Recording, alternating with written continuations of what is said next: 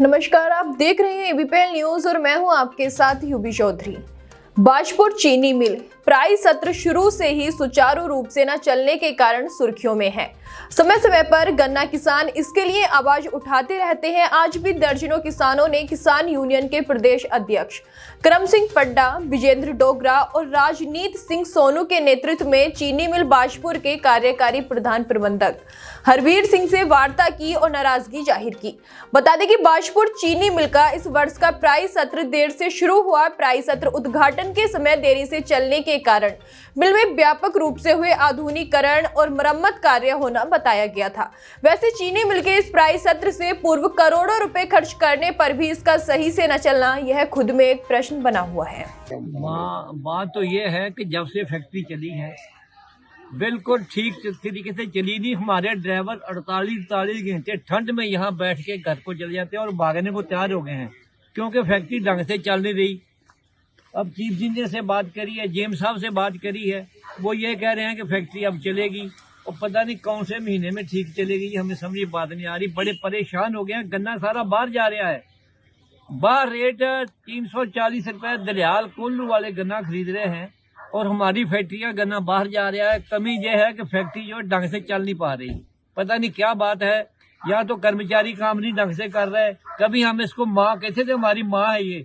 जो हमारे कर्मचारी हैं उनको माँ समझना चाहिए, तभी फैक्ट्री चलेगी। ये नहीं तो फैक्ट्री चल नहीं पाएगी। ये जिस ढंग से फैक्ट्री में अच्छा खासा इस साल जो है खर्चा भी किया गया है और ये कहा गया था कि फैक्ट्री साल उसके बाद में कोई दिक्कत नहीं आएगी, बड़े बड़े दावे किए गए थे, तो ऐसा क्यों हो रहा है? इसके लिए कौन दोषी है? जो मेरे ख्याल में तो ये काम करने वाले हैं अंदर फैक्ट्री में, वो काम नहीं ढंग से कर रहे हैं। वो माँ नहीं समझ रहे फैक्ट्री को। अगर माँ समझेंगे तो फैक्ट्री चलेगी, तो चलेगी नहीं फैक्ट्री। मिल जो है ये किसानों की है। हमारे जो सम्मानित करम सिंह पड्डा जी और उनके साथ कुछ किसान आए हैं। उनकी ये मांग थी कि जो पिछले कुछ दिनों में मिल जो है दो एक बार उसमें कुछ घंटों की में रुकावट आई थी। उसके लिए हमें वाकई में खेद है, क्योंकि इस साल नए बॉयलर और नई मशीनें लगी हैं और सब कंप्यूटराइड है, और जिसमें अभी हमारे कर्मचारी उतने पारंगत नहीं हैं। उनको पारंगत किया जा रहा है। अब मिल जो है मुस्तैदी से चल रही है। आज भी हमारी क्रशिंग 35,000 हुई है। 4,770 कुंटल चीनी बनी है, जो पिछले कई सालों में जाके जो है एक तरह का रिकॉर्ड है। 1800 कुंटल जो है एक शिफ्ट में चीनी बनना, ये भी अपने आप में एक रिकॉर्ड है। और मैं समझता हूँ कि आने वाले समय में जो इसके अच्छे नतीजे आएंगे। आज भी हमारे पास केवल 9,000 कुंटल गन्ना शेष खड़ा हुआ है यार्ड में। हमें ये भी डर है कि कहीं आने वाले समय में ये नो केयर ना हो जाए। जहाँ तक गन्ना बाहर जाने की स्थिति है, किसान जो है क्रशरों पे अक्सर गन्ना जो है लोग क्रशर वाले भी लेते हैं। इस साल गन्ने की कीमत बाहर भी ज़्यादा है। वो किसान हित में ही है, जैसा कि हमारी सरकार भी चाहती है कि किसानों का हित हो। और भुगतान के लिए हमारा जो रेट बढ़ के आया है, वो अभी उसकी अभी घोषणा नहीं हो पाई है। जिस दिन हो जाएगी मैं समझता हूँ कि ये गन्ना भी बाहर नहीं जाएगा। पेमेंट को लेकर क्या आश्वासन दिया गया है? अब पेमेंट को लेकर जो है हमारा जो है 23 दिसंबर तक का जो पेमेंट है वो हमारा बन के बैंक को जा चुका है। बैंक गारंटी आज या कल में आने वाली है। जैसे ही आ जाती है तो संभावना है कि हम 31 दिसंबर तक का पेमेंट कर देंगे। सर, किसानों का कहना है कि मेंटेनेंस पे इतना पैसा खर्च हो गया है, फिर उसके बाद भी फैक्ट्री हर दूसरे तीसरे दिन पूरे दिन बंद। मेंटेनेंस में कोई प्रॉब्लम नहीं है। ये मेंटेनेंस दूसरी तरह की, जैसे कि अभी कल जो है पानी का एक पाइप फट गया था, एक बोल्ट टूट गया था, तो ये सब चीजें जो है ये जो हमारी टेक्निकल हैं बीच बीच में आती रहती हैं। लेकिन उससे अभी इस तरह की कोई दिक्कत नहीं हुई कि उसमें बहुत ज़्यादा देर के लिए हमें फैक्ट्री को बंद करना पड़ा। ये किसान यूनियन के अध्यक्ष पड्डा जी द्वारा एक बड़ा आरोप लगाया गया है कि अंदर के कर्मचारी काम नहीं कर रहे हैं, तो क्या ऐसा कुछ है या इसमें कोई दो राय नहीं। कतिपय कर्मचारी ऐसे हैं जो अपना पूरा जो है जो उनको कर्म करना चाहिए उस तरह का कर्म नहीं करते हैं। उल्टा उनकी वो शरारतन कुछ ना कुछ ऐसा करते रहते हैं जिससे बाधाएं आए। उनको चिन्हित किया जा रहा है और जिस दिन उनको चिन्हित कर लेंगे और उनके विरुद्ध जो है कार्रवाई भी अमल में लाई जाएगी। रुद्रपुर स्थित कुमाऊं की फोरेंसिक लैब के स्थापना दिवस के मौके पर फोरेंसिक लैब में कार्यक्रम का आयोजन किया गया। इस कार्यक्रम में मुख्य अतिथि के रूप में क्षेत्रीय विधायक शिव अरोरा के द्वारा शिरकत की गई। कार्यक्रम में पहुंचे विधायक शिव अरोरा का फोरेंसिक लैब के जॉइंट डायरेक्टर डॉक्टर दयाल शरण ने बुके देकर स्वागत किया। विधायक के द्वारा इस कार्यक्रम का दीप प्रज्वलित करके शुभारंभ किया गया। इस दौरान विधायक ने कहा कि फोरेंसिक लैब का क्राइम केस को खोलने में अहम योगदान रहता है। आज हमारी उत्तराखंड की एकमात्र जो फॉरेंसिक लैब है उसका फाउंडेशन डे है, स्थापना दिवस है और डॉक्टर दयाल शरण जी की पूरी टीम उस फॉरेंसिक लैब के स्थापना दिवस को बड़े उत्साह से मना रही है। फॉरेंसिक का महत्व वर्तमान में बहुत अधिक बढ़ गया है। जो हमारे गृह मंत्री के द्वारा जो अभी नए कानून लाए गए हैं उसमें 7 वर्ष से ऊपर की जितने भी अपराध होंगे उनमें फॉरेंसिक मैंडेटरी हो गया है। हम देखने में आ रहा है अधिकांश अपराधियों को सजा दिलवाने में फॉरेंसिक बहुत महत्वपूर्ण भूमिका निभा रहा है और विशेषकर आने वाले समय में cyber crime, financial crime, data crime जो है इन सब में फॉरेंसिक की बहुत महत्वपूर्ण भूमिका रहने वाली है। तो इस फॉरेंसिक के महत्व को देखते हुए ये फॉरेंसिक लैब का स्थापना दिवस बहुत महत्वपूर्ण है। साथ ही साथ जो फॉरेंसिक यूनिवर्सिटी एक उसका प्रस्ताव भी हमने उत्तराखंड के लिए माननीय मुख्यमंत्री जी को दिया है। उन्होंने इसके लिए सैद्धांतिक अनुमति दी है कि गृह विभाग के द्वारा, केंद्र के गृह विभाग के द्वारा जो फॉरेंसिक यूनिवर्सिटी चल रही है उससे एफिलेटेड यूनिवर्सिटी यहाँ पर एक खोली जाए। ऐसा प्रस्ताव माननीय मुख्यमंत्री को दिया है।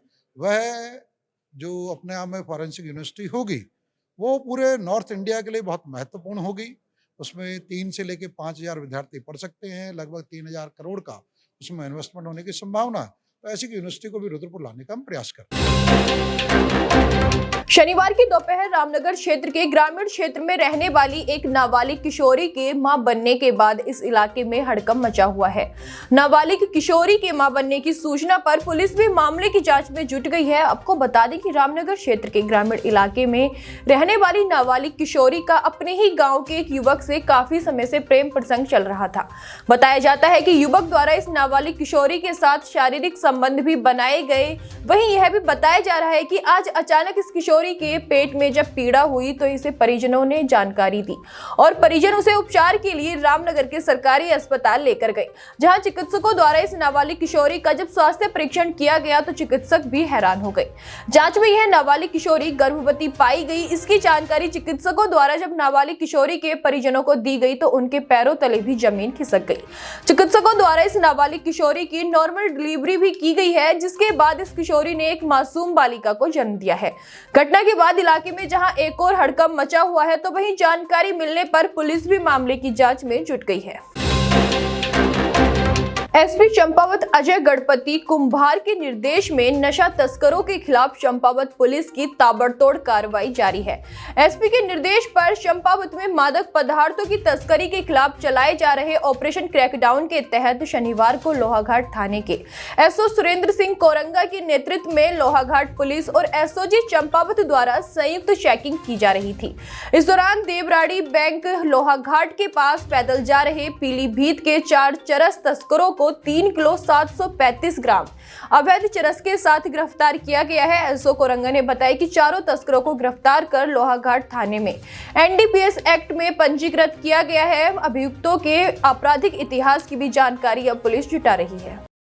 हमारी एसओजी की टीम और लोहाघाट पुलिस की टीम इनके द्वारा संयुक्त चेकिंग के दौरान देवराड़ी बैंड लोहाघाट के पास 4 व्यक्तियों के पास से कुल 3 किलो 735 ग्राम अवैध चरस की बरामदगी की गई। इसमें जो चारों अभियुक्त गण है इनका नाम है अनुज कुमार, सिराज अहमद, भरत सिंह और राजवीर सिंह। ये चारों के चारों पीलीभीत से बिलोंग करते हैं यूपी में और लगभग सभी से 1 किलो के आसपास जो है चरस बरामद हुई है। टोटल क्वांटिटी जो है वो 3 किलो 735 ग्राम लगभग 4.5 से 5 लाख इसकी बाजार में कीमत है। ये बरामद हुई है और ये चारों लोग इसको यूपी की तरफ लेके जा रहे थे। रुड़की के सिविल लाइन कोतवाली क्षेत्र में रुड़की टोकीज चौक के पास 9 जनवरी को 3 युवकों ने पूर्वी अंबर तालाब निवासी आकाश नाम के एक युवक की बाल्टी से पीट कर हत्या कर दी थी, जिसके बाद पुलिस ने अभिषेक नाम के एक आरोपी को गिरफ्तार कर जेल भेज दिया था। मृतक आकाश के परिजनों और क्षेत्र के लोगों के द्वारा आज आकाश की आत्मा की शांति और अन्य लोगों की गिरफ्तारी के लिए कैंडल मार्च निकाला गया और इंसाफ की मांग की गई है। ये जी इसलिए निकाला जाएगा कि हमारा बेटा आकाश था, उसकी शांति के लिए और इंसाफ के लिए। इंसाफ चाहिए, क्या हुआ था? इंसाफ। उसको मार दिया वहाँ पर, IT में दुकान करता था वो अंडे की, वो बेमतलब मारा गया वहाँ पर। अच्छा, किसी को इसमें कोई वहाँ पर लगाता था, बीच बिचाओ। तो आप क्या मांग रहे हैं, क्या चाहते हैं? हम इंसाफ चाहते हैं कि या तो हमें औलाद ला के दे दे और ये इंसाफ हमें मिलना चाहिए। उन्हें सजा मिलनी चाहिए जो आरोपी है।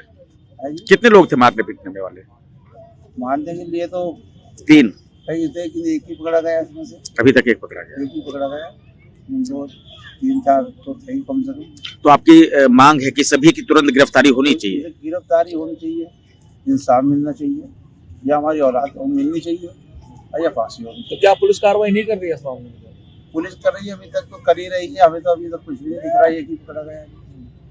ये आज कैंडल मार्च आप निकाल रहे हैं उसके अपने बेटे की आत्मा की शांति के लिए, कहाँ से स्टार्ट होगा और कहाँ कहाँ को जाएंगे आप लोग?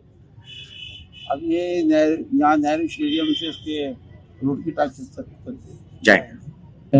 आज हम शताब्दी द्वार पर हैं और सभी पत्रकार बंधुओं को और सभी समाज के लोगों को, खासतौर से प्रशासन के लोगों को सब कुछ पता है। आज 5वां दिन इस घटना को हो चुका है, जिसमें एक व्यक्ति को पकड़कर जेल भेजा गया है। जो बाल्टी प्रकरण आज यहाँ रुड़की से लेकर पूरे देश में जिसकी चर्चाएं हैं, सोशल मीडिया के माध्यम से लोगों को जानकारी मिल रही है कि बाल्टी प्रकरण रुड़की के अंदर हुआ है। एक साथी जिसका नाम आकाश, उसे इतना मारा गया कि हॉस्पिटल में उस उपचार के दौरान उसकी मौत हो गई। प्रशासन के द्वारा एक व्यक्ति को पकड़कर जेल भेजा गया है। आज यहाँ हम शताब्दी द्वार पर भाई आकाश की आत्म शांति के लिए हम लोगों ने उन्हें श्रद्धांजलि देने के लिए कैंडल मार्च निकाला है। मैं परिवार के लोगों को यही कहना चाहता हूँ, समाज की ओर से आश्वासन देना चाहता हूँ कि पूरा समाज आपके साथ खड़ा है, समाज का प्रत्येक वर्ग आपके साथ खड़ा है। और जब तक आकाश के हत्यारों को हम जेल ना भिजवा दें, जब तक उन लोगों को हम फांसी के फंदे पर ना लटकवा दें, तब तक हम चैन से बैठने वाले नहीं हैं। हम परिवार के साथ खड़े हैं। इस दुख की घड़ी में समाज परिवार के साथ खड़ा है। और मैं आपके चैनल के माध्यम से यही कहना चाहूँगा कि ये बहुत बड़ी घटना है। ये घटना आकाश के साथ में घटी है। अगर ये घटना किसी और के साथ में घटी होती तो इस प्रदेश के मुख्यमंत्री माननीय पुष्कर सिंह धामी जी उसके घर जाकर सांत्वना देते और उसके घर परिवार वालों को आश्वासन देते कि जल्द से जल्द इनकी अरेस्टिंग होकर इन्हें जेल भेजा जाएगा और परिवार के लिए सारी व्यवस्थाएं अब तक की जाती। लेकिन आकाश के परिवार से ना तो कोई जनप्रतिनिधि, आकाश के परिवार से शासन प्रशासन की तरफ से ऐसा कोई आश्वासन नहीं दिया गया है, क्योंकि उसके 2 छोटे छोटे बच्चे भी हैं। उसके परिवार में माँ है, बाप है, जो आगे चलकर उन बच्चों का सहारा है। लेकिन मुझे लगता है नगर विधायक प्रदीप पत्नी विधायक जी का सम्मान करता हूं कि वो परिवार से मिले हैं। तो माननीय विधायक जी को ये जितनी भी सारी समस्याएं हैं, जितनी भी सारी बातें हैं, ये विधानसभा में रखनी चाहिए और अपनी विधानसभा का मुद्दा जोर शोर से विधानसभा में उठना चाहिए। बहुत ही निंदनीय घटना है, जितनी निंदा की जाए उतनी कम है। और इन लोगों को जल्द से जल्द अरेस्ट करके जेल भेजा जाए और फांसी की सजा इन लोगों को होनी चाहिए। हरिद्वार में दक्षिण कली पीठ मंदिर में इन दिनों विदेशियों का जमावड़ा लगा हुआ है। विदेशी साधक निरंजनी अखाड़े के आचार्य महामंडलेश्वर स्वामी कैलाशानंद गिरी से दीक्षा लेने पहुंचे हुए हैं। अमेरिका, रूस, जर्मनी, कनाडा जैसे देशों से 90 साधकों का दल हरिद्वार में यज्ञ अनुष्ठान में शामिल होकर हिंदू संस्कृति से जुड़ रहा है। बता दें कि सोमवार को ये सभी साधक कैलाशानंद गिरी से दीक्षा लेंगे। स्वामी कैलाशानंद गिरी ने बताया कि विदेशी अनुयायी हिंदू पूजा पद्धति से प्रभावित होकर काली मंदिर पीठ से जुड़ रहे हैं। कैलाशानंद गिरी के अनुयायी हैं और हम लोग यहाँ मेडिटेशन सीख के आए हैं।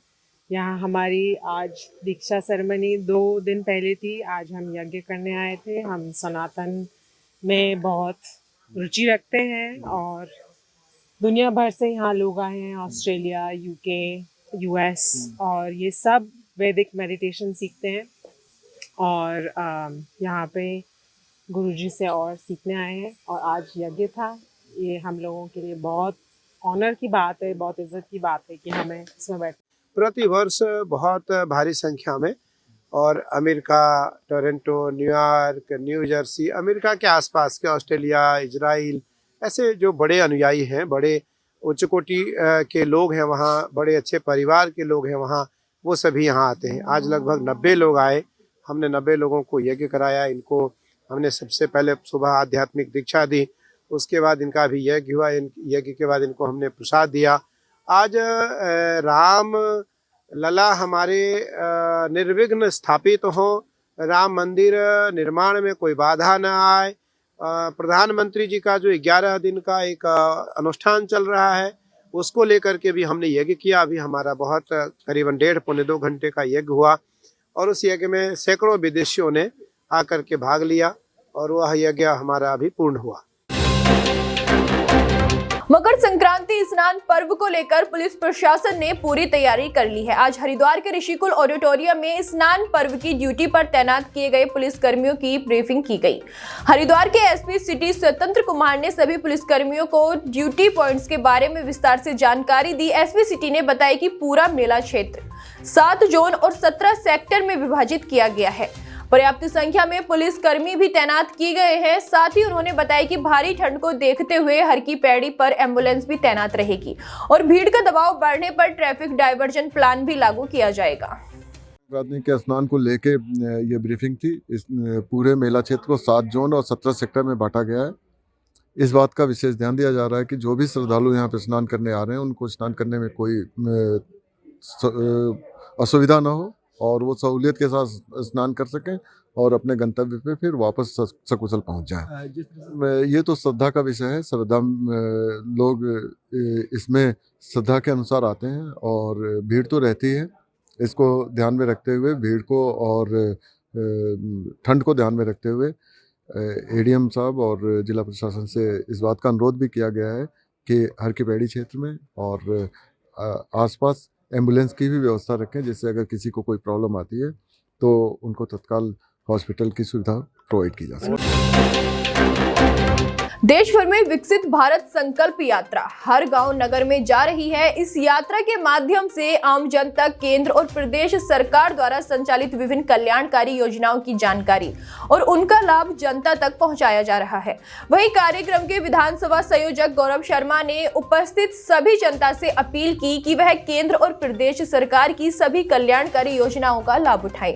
इस मौके पर विभिन्न योजनाओं का लाभ प्राप्त कर चुके लाभार्थियों ने भी अपने अनुभव बताए और सरकार को धन्यवाद दिया। निश्चित रूप से ये विकसित भारत संकल्प यात्रा जो कि दिल्ली दिल्ली होते हुए हमारे गांव और नगर पालिका भाजपा तक आज पहुंची है, इसमें इस कार्यक्रम के निमित्त 64 कार्यक्रम पहले हो चुके हैं और आज ये 65वां कार्यक्रम हमारी नगर पालिका भाजपुर में था और इससे पूर्व हमारा सुल्तानपुर पट्टी नौवाखेड़ा नगर पालिका में भी कार्यक्रम हुए हैं और उससे पहले हमने लगातार जितने हमारे गाँव की हमने रूपरेखा बनाई थी और हर गाँव तक पहुँचने का हमने प्रयास किया और उसके निमित्त आज 65वां कार्यक्रम हमारा ये था, जिसमें हमारे देश के यशस्वी प्रधानमंत्री और उत्तराखंड के मुख्यमंत्री श्री पुष्कर सिंह धामी जी ने जो राज्य सरकार और केंद्र सरकार की हमारी जन कल्याणकारी योजनाएं हैं वो सीधे जनता और अधिकारियों के बीच में किसी व्यक्ति को बीच में न खड़ा करके उनका आपस में समन्वय बने, उन लोगों को योजनाओं का लाभ मिले और जन कल्याणकारी योजनाओं से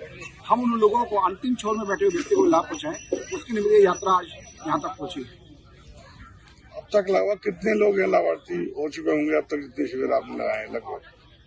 देखिए अनुमानित ही कह सकते हैं क्योंकि एक आंकड़ा हमारे यहाँ जिले में पहुंचाया जाता है और इससे पूर्व में भी तकरीबन पिछले कार्यक्रम को मुझे पता भी, मैं आगे का कार्यक्रम मिलकर लूंगा, आज के कार्यक्रम में कोई मेरे को जानकारी नहीं है, लेकिन हमने अभी पिछले कार्यक्रम में तकरीबन 1219 लोगों को लाभ पहुंचाया था और 65 कार्यक्रम में तकरीबन 1000 के कैलकुलेशन हमारी लगभग मिलकर आ रही है, तो 70-72 हजार लोगों तक मैं तो ये कहता हूँ एक बहुत बड़ा आंकड़ा जो विकसित भारत संकल्प यात्रा की यात्रा नहीं है, वास्तव में गरीब असहाय मजदूर और मजबूर व्यक्ति के आंसू पोंछने का, उनके बीच में एक फासले को कम करने का जो फासला होता है सरकारी दफ्तरों का, उसका काम किया है, सेतु वाला काम किया है और उससे बहुत सारे लोगों को हमने लाभ पहुंचाया। विकसित भारत संपर्क यात्रा जो आज जिसका पड़ाव आज यहाँ था भाजपुर में, उसमें हमने व्यापक प्रचार प्रसार करा था। ये चूंकि ये प्रोग्राम एक बार 10 तारीख को था, 10 तारीख को रुद्रपुर में प्रोग्राम होने की वजह से ये पोस्टपोन हो गया था, तब आज 13 तारीख को ये करा गया था। तो लोगों को भी थोड़ी सी हमने पूरी कोशिश की उपस्थित रहने के लिए, सारी जनता को हमने मैसेज दिया था और प्रचार प्रसार भी करा था, फिर भी पर्याप्त मात्रा में लोग नहीं आ पाए हैं। मैं अब कोशिश करूंगा कि अगली बार जो है व्यापक रूप से इसका प्रचार प्रसार और बेहतर तरीके से हो और ये संकल्प यात्रा अच्छी है। विकसित भारत संकल्प यात्रा की आज शहरी क्षेत्र में हमारे रामलीला ग्राउंड बाजपुर में आयोजित की गई थी और इस कार्यक्रम में सभी जो विभागों के स्टॉल हैं वो लगाए गए थे। माननीय जनप्रतिनिधिगण यहाँ उपस्थित थे और शहर के हमारे ज्यादातर जनता यहाँ उपस्थित थी। विभागीय अधिकारियों द्वारा जिस तरह हमारे भारत सरकार और माननीय मुख्यमंत्री जी उत्तराखंड सरकार द्वारा अपेक्षित की गई थी, उसी तरीके आज यहाँ जो विभागीय अधिकारी थे अपने अपने विभागों की योजनाओं की जानकारी प्रदान किए और जनता भी उनसे लाभान्वित हो रही है। महालक्ष्मी किट वितरित किए गए और जनता ने कुछ अपनी समस्याएं रखी, उसको निस्तारित करने का प्रयास किया गया। तो इस तरह का कार्यक्रम ग्रामीण क्षेत्र बाजपुर के पश्चात शहरी क्षेत्र में नगर पंचायत सुल्तानपुर, केलाखेड़ा, उसके पश्चात आज बाजपुर में हुआ है और एक कार्यक्रम अभी मौना इस्लाम नगर में शीघ्र ही होने वाला है, ताकि भारत सरकार की, राज्य सरकार की योजनाओं का ज्यादा से ज्यादा लाभ लोगों तक पहुंचे और उनकी जानकारी हो, क्योंकि बिना जानकारी के कोई भी जनमानस या जो जनता है वो उसका लाभ नहीं ले सकती। यही उद्देश्य है इस यात्रा का और हम लोगों ने यहाँ संकल्प भी लिया कि 2047 तक जब भारत की आजादी को 100 साल होंगे तो 100 साल के दिन तक, जिसे माननीय प्रधानमंत्री जी ने आह्वान किया है, हमारे देश को विकसित बनाना है और सभी जनमानस इसमें पूरी भूमिका अदा करेगा। तो उस संबंध में आज ये शपथ ली है। मणिपुर से मुंबई महाराष्ट्र तक की भारत जोड़ो न्याय यात्रा इस बार ऐतिहासिक स्वरूप में होगी।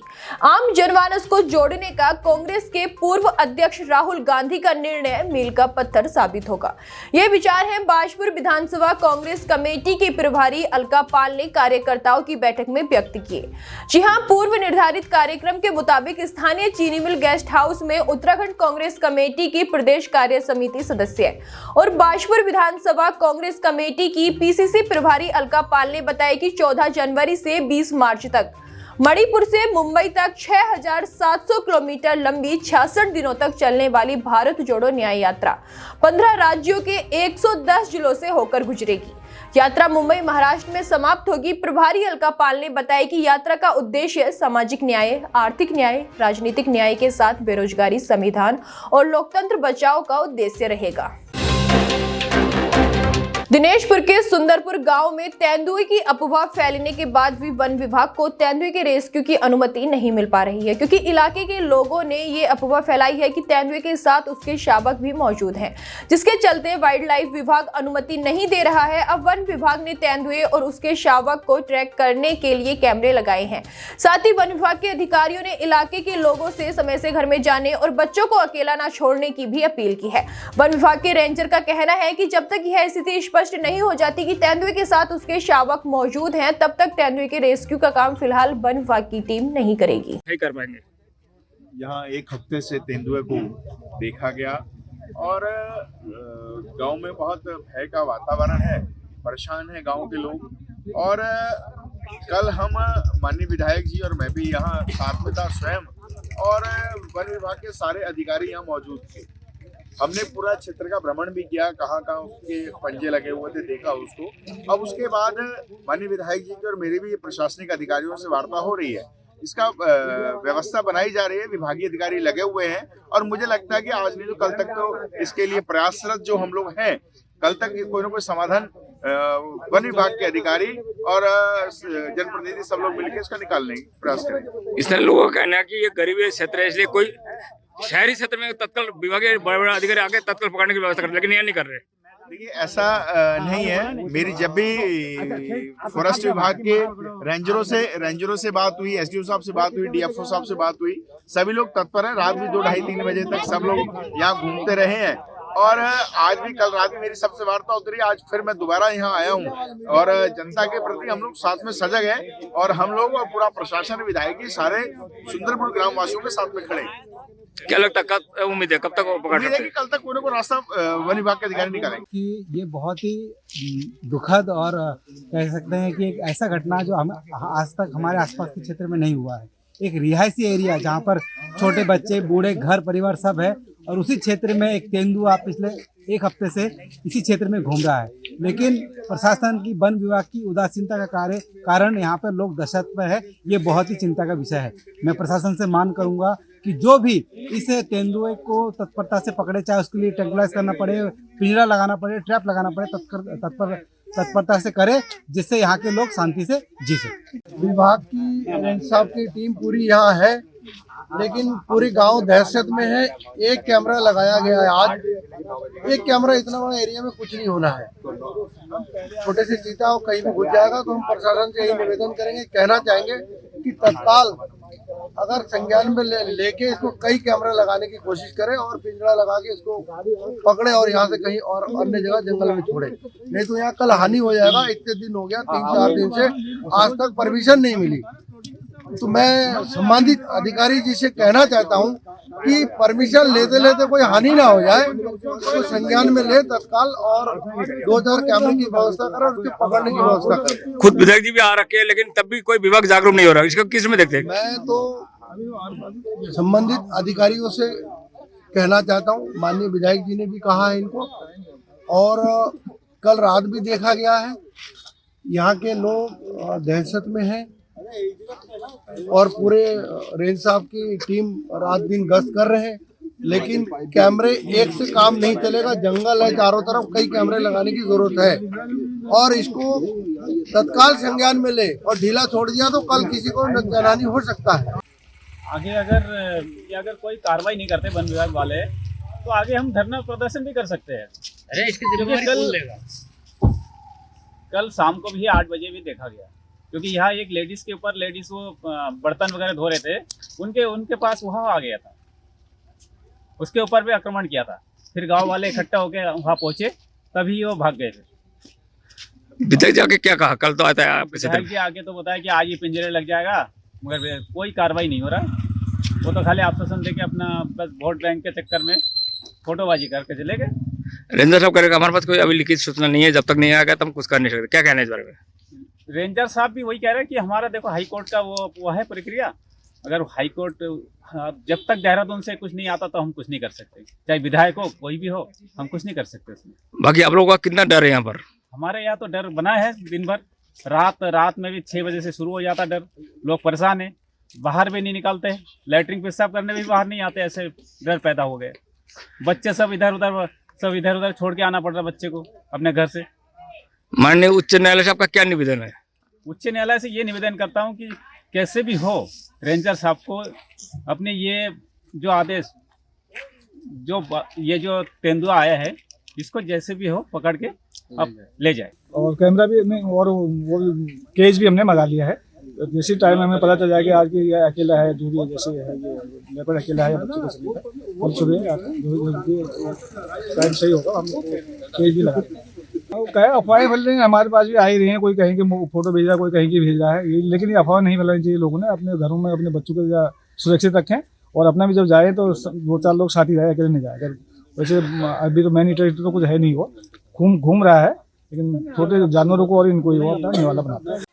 मैं सुंदरपुर गांव में दोबारा आया हूं। मैं को बताना चाहूँगा कि जैसे पिछले 1 हफ्ते से यहाँ पर स्थानीय लोग सो नहीं पा रहे। एक तेंदुआ आया जो ड्रोन से या आम जनता ने देखा, उसको गांव वाले मिलकर लाठी डंडों से इनको भगा दिया दूसरे गांव में। लेकिन फिर कल यहाँ गांव में दोबारा आए, क्योंकि वो कुत्ता या मुर्गी या बतख पकड़ के खा रहे हैं। लोगों इसको देखा है, अभी इसको हमने भी देखा, लेकिन यहाँ पर वन विभाग की टीम का मजबूरी है तो कहना कि हमारे पास अभी कोई ऊपर हाई कोर्ट से या वन विभाग से कोई निर्देश नहीं आया जब हम पकड़ रहे। जैसे ही निर्देश आता हम तत्काल हम पिंजरा ला के उसको पकड़ने की कोशिश करेंगे। लेकिन लोगों का कहना कि अगर स्थानीय लोग कभी दहशत में, कभी डरा हुआ है, कोई जन हानि ना हो। वही क्षेत्रीय विधायक स्वयं आए, उन्होंने डीआरओ से यहाँ के भाजपा के कई वरिष्ठ नेता आए, उनको हम डीआरओ से बात किया, कोई ना कोई रास्ता निकालेंगे और फिर 2 दिन के अंदर तेंदुआ पकड़ लेंगे। लेकिन कई देर ना हो जाए, लोग अभी भी दहशत का माहौल है, कभी डरा हुआ है। अभी रेंजर एवं पूरा उनका टीम आ रखे, फिलहाल एक कैमरा लगा रखा है उसको देखने के लिए कि कहाँ उनका लोकेशन है। लेकिन एक कैमरा का चलेगा नहीं, क्योंकि बहुत बड़ा जंगल का एरिया, साथ में नदी भी है और कई जगह घूम रहे हैं और लोगों का कभी डर है। अब देखें कि वन विभाग क्या करते हैं या कोई हानि का चिंता कर रहे हैं। एबीएन न्यूज़, गौतम सरकार, गदरपुर।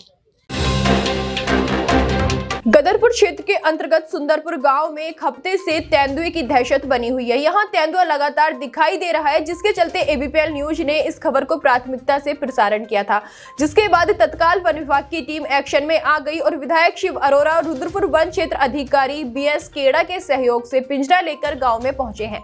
दहशत में जी रहे लोगों ने पिंजरा देखकर कुछ राहत की सांस ली। आपको बताते चले कि पिछले एक हफ्ते से तेंदुए को लेकर ग्रामीण काफी भयभीत थे और अपने बच्चे और बुजुर्ग को दूसरे गांव में छोड़कर आ रहे थे। विधायक शिव अरोरा ने बताया कि अभी एक पिंजरा लगाया गया है और जरूरत पड़े तो दूसरा पिंजरा भी लगाया जाएगा। तो हमारे वाइल्ड लाइफ के नियम हैं, जो माननीय उच्चतम न्यायालय के दिशा निर्देश हैं, उसके हिसाब से पिंजरे की अनुमति मिलने में कई बार बहुत समस्या आती है। कल मैंने कहा था कल कहने के बाद कल भी ऐसा माना जा रहा था कि पिंजरे की अनुमति नहीं आएगी। सब गांव वालों को भी बताया गया था पिंजरा तो नहीं लग सकता, तो कल उसकी अनुमति की प्रक्रिया मैंने शुरू करा दी थी। आज ऐसा माना जा रहा था कि 4-5 दिन और लगेंगे, लेकिन मेरी लगातार बातचीत मंत्री जी से भी हो रही थी, माननीय मुख्यमंत्री जी का संदेश भी दिया था हमने, और जो हमारे उच्च अधिकारी उनसे भी चल रही थी। तो आज ये पिंजरा एक आ गया है, एक पिंजरा कल और आ जाए, इसका प्रयास रहेगा और जल्दी जल्दी तेंदुआ पकड़ा जाए, इसका प्रयास कर रहे हैं। इसमें जितनी भी शीघ्रता से कार्रवाई हो सकती है, जितने लोग आसपास की घटनाएं देख रहे हैं वो जानते हैं कि जितनी शीघ्रता से रुद्रपुर में और यहाँ सुंदरपुर आसपास के हमने पिंजरे की व्यवस्था की, उतनी जल्दी कहीं नहीं हो पाती। और पूरी तरीके से यहाँ का विधायक यहाँ की जनता के साथ है, हमारी पुष्कर सिंह धामी जी की सरकार जनता के साथ है। इस भय के वातावरण को दूर करने के लिए हम पूरा प्रयास कर रहे हैं। गाँव वाले का भी डरावा नहीं, इनके क्या अपील है? मेरी ये है कि एक तो सुरक्षा रखें, बच्चों को अकेले ना निकलने दें, बच्चे अकेले ना निकलें और रात में अकेले मूवमेंट ना करें। और साथ ही साथ जो कहीं पर भी अगर ये जंगल की तरफ है, इधर खेत की तरफ है, जहाँ गन्ने वन्ने हैं, वहाँ जहाँ तेंदुए के छुपे होने की संभावना है, वहाँ लोग ना जाएं। और अगर कहीं तेंदुए का मूवमेंट नजर आए तो उस पर किसी तरीके का आक्रमण ना करें, कोई पथराव ना करें, कोई लाठियां ना लेके जाएं। ये फॉरेस्ट विभाग का काम है, फॉरेस्ट विभाग उसे खुद देखेगा, वो यहाँ तत्परता के साथ लगा हुआ। जैसे कि आप जानते हैं कि पिछले एक हफ्ते से सुंदरपुर गांव में तेंदुआ का दहशत है। हमने भी अपने लोकप्रिय चैनल में लगातार इस खबर को दिखाया और इसको देखते हुए यहाँ के स्थानीय लोग काफी दहशत का माहौल था, लोगों में काफी डरावन था। उसको देखते हुए क्षेत्रीय जो रुद्रपुर के क्षेत्र के जो विधायक लोकप्रिय विधायक शिव अरोरा ने तत्काल एक्शन में आया। उन्होंने वन विभाग से बात करके आज पिंजरा लगाया। देखिए मेरे पीछे यहाँ पर जो गन्ने के खेत है, यहाँ पर कई बार दिखाया गया और उसको यहाँ पर रेंजर साहब को बहुत सहयोग रहा। उन्होंने बहुत आज उसको शिव अरोरा जो विधायक उनके सहयोग से आज यहाँ पर पिंजरा लगाया है पकड़ने के लिए तेंदुआ को। अब देखना कि लोगों को पिछले एक हफ्ते से अपने जो छोटे छोटे बच्चे उनको अपने नानी हाल या मामा मामी के घर में भेज रहे, इतना डर है। और कहीं जहाँ पर बकरी, कहीं गाय, बछड़ा, बतख, मुर्गी रहते वहीं पर दिखाई दे रहे हैं। लोगों का भी डर था। अब उसको पकड़ने के लिए कई व्यवस्था कर रहे हैं प्रशासन वन विभाग की ओर से। और अभी मेरे पीछे देख रहे हैं, अभी भी हम मीडिया की टीम है मौजूद है और यहाँ पर पिंजरा लगाया जा रहा है पकड़ने के लिए। अब नरेंद्र साहब का ये कहना है कि और एक पिंजरा कल आएगा, अतिथि को पकड़ लिया जाएगा। अब देखना क्या करते हैं। एबीपीएल न्यूज़, गौतम सरकार, गदरपुर। प्रधानमंत्री नरेंद्र मोदी ने पूरे देश में 14 जनवरी से 22 जनवरी राम मंदिर की प्राण प्रतिष्ठा तक मंदिरों में व्यापक सफाई अभियान चलाने का आह्वान किया है। इसी के तहत भाजपा कार्यकर्ताओं ने दक्षिणी मंडल के अध्यक्ष धर्म सिंह कोहली के नेतृत्व में शहर के प्रमुख 5 मंदिर में सफाई अभियान चलाया। कार्यक्रम में मुख्य अतिथि के रूप में पहुंचे भाजपा के प्रदेश मंत्री विकास शर्मा ने कहा कि प्रधानमंत्री नरेंद्र मोदी ने सभी मंदिरों में सफाई अभियान चलाने का आह्वान करके सभी कार्यकर्ताओं को मंदिर से जोड़ने का प्रयास किया है। साथ ही मंदिर के लोगों को भी भगवान श्री राम की प्राण प्रतिष्ठा के कार्यक्रम से जोड़ने का प्रयास किया है। आज जिस प्रकार से मंदिरों गुरुद्वारे की सफाई करने का काम किया जा रहा है, इससे क्षेत्र के लोगों का अपने मंदिरों गुरुद्वारों से भी जुड़ाव होगा और मंदिर के लोगों के साथ काम करके ईश्वर की भक्ति भी प्राप्त होगी। आज हमारे देश के प्रधानमंत्री नरेंद्र मोदी जी का आह्वान था कि 14 तारीख से लेकर 22 तारीख तक प्रत्येक मंदिर के अंदर सफाई अभियान चलना चाहिए जब तक भगवान श्री राम की प्राण प्रतिष्ठा नहीं हो जाती है।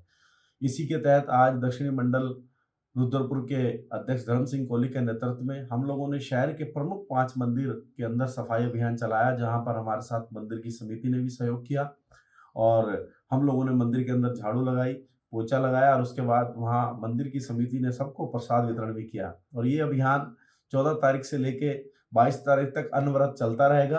और इस अभियान से कहीं ना कहीं माननीय प्रधानमंत्री नरेंद्र मोदी जी ने जो स्वच्छ भारत मिशन है उसे चलाने का प्रयास किया और साथ ही सब कार्यकर्ताओं को अपने मंदिरों से भी जोड़ने का प्रयास किया और मंदिरों को भी अपने मंदिर कमेटियों के साथ भी हमारा जो जुड़ाव हुआ है। निश्चित तौर पर जो 22 तारीख को भगवान श्री राम की प्राण प्रतिष्ठा होनी है, उस दिन भी मंदिरों में भव्य दिव्य कार्यक्रम होंगे। उसका भी सारे कार्यकर्ता प्रयास करेंगे, सब जगह दीप जले, दिवाली बनाई जाए, कहीं रामायण का पाठ होगा, कहीं सुंदरकांड होगा। इस प्रकार के गुरुद्वारे, मंदिर, सब जगह पर हम लोग सफाई अभियान चलाएंगे और ये अभियान 22 तारीख तक यूं ही चलता रहेगा।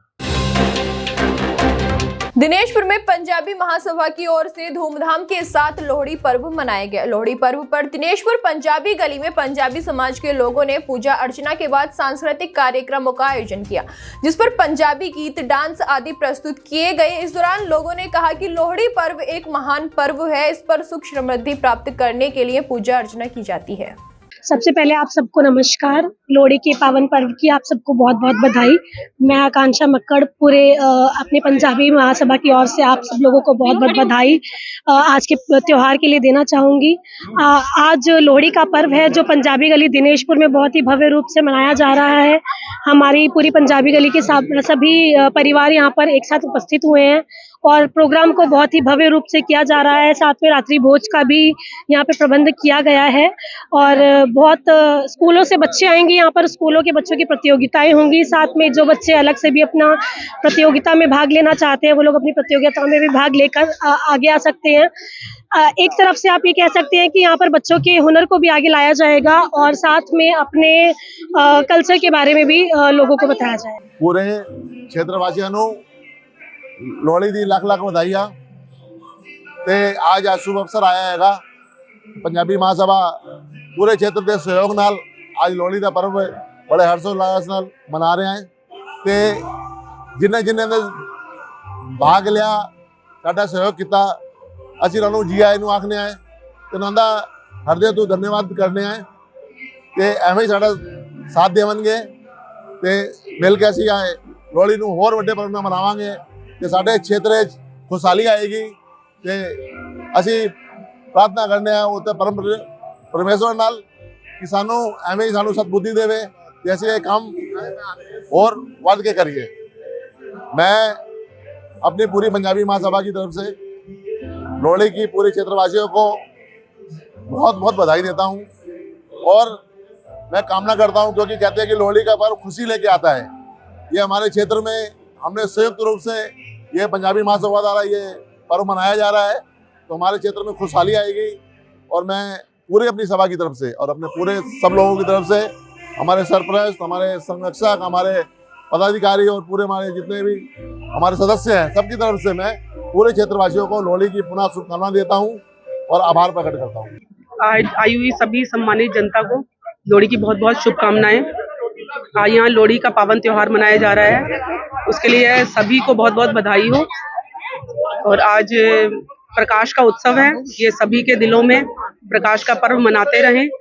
इसमें पंजाबी महासभा की तरफ से बहुत ही अच्छा प्रोग्राम किया गया है, इसके लिए सभी को बहुत बहुत शुभकामनाएं हैं। और अभी लोहड़ी मनाई गई है, उसमें अग्नि में सब कुछ तिल, मूली और सब कुछ डाल के सबकी मंगल कामनाओं के लिए और कामनाएं की गई हैं और इसके लिए बहुत बहुत धन्यवाद और शुभकामनाएं।